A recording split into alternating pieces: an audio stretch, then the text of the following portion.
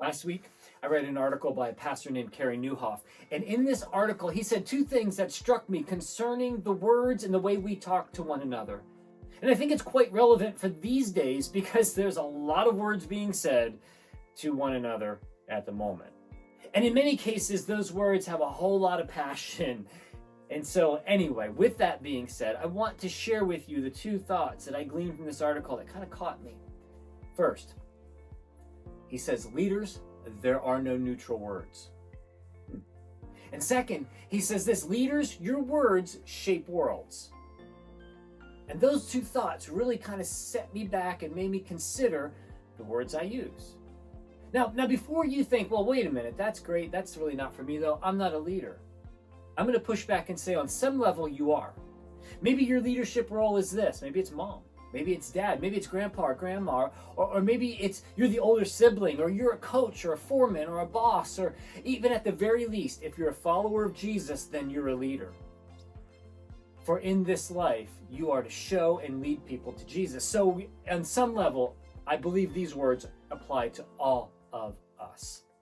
And the more time I spend considering these 2 points, I came to realize they're not 2 points, they're rather one. The words that you and I use with one another, what we say and how we say it, have some weight for sure.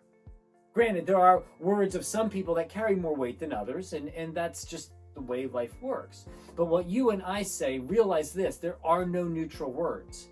They either move people toward you or they move people away from you. Follower of Jesus, your words are not neutral either. They will move people towards Jesus or they will move people away from Jesus. And here's where they come together. And in doing so, these words shape worlds because they're not neutral. They shape your world and ultimately the one we live in together. You think I'm exaggerating? I can prove it to you this way. There have been words that were spoke to you maybe 2 weeks ago, maybe 2 years ago, maybe 20 years ago. And those words that were spoken into your life impacted you so that it shaped who you were, maybe in a good way, maybe in a bad way. Some helped, some hurt, but words shape worlds, and they certainly then are not neutral. The Apostle Paul states that our words are not neutral, and they shape worlds as he directs us to what we should be shaping when he says it this way in Ephesians chapter 4, verse 29. He says, do not let any unwholesome talk come out of your mouths, but only what is helpful for building others up according to their needs, so that it may benefit those who listen. At all times, but especially these times, let your words that you share, whether spoken or written, be words that build and benefit others. That's the world that I desire, and I believe it's the one you desire as well. A world that builds rather than a world that destroys. Maybe even more important than what I desire or what you desire, this is the world that we are to shape. And I believe Jesus makes this crystal clear when he teaches us how to pray, and he says this in Matthew chapter 6, verse 10.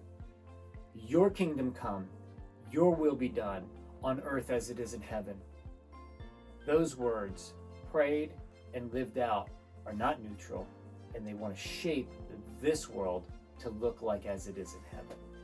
You and I should pray this way, and just as importantly, our words should shape this way. Let that be your focus this week. Your words are not neutral, and your words shape worlds.